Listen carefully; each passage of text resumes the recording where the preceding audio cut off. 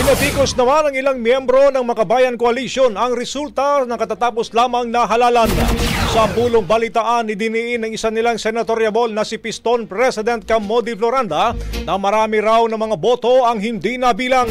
Anya, ang mga ganitong uri ng anomalya ay dapat panagutan ng Commission on Elections or COMELEC.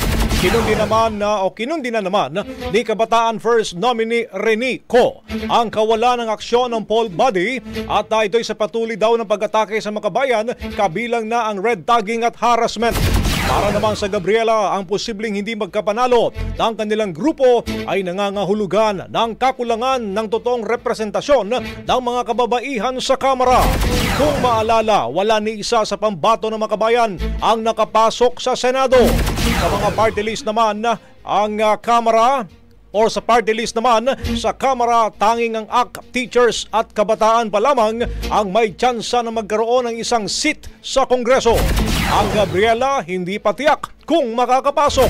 Sa kabila nito, idinin pa ni dating Kabataan Party List Representative at ngayon Gabriela First nominee Sara Ilago na ipagpapatuloy pa rin nila ang paglaban sa karapatan ng mga kababaihan. Rapido, Kadabalita Nationwide. Ang bahaging ito ay hatid sa atin ng Maxan Mangosteen Santon Coffee. Max Healthy, Max Sarap.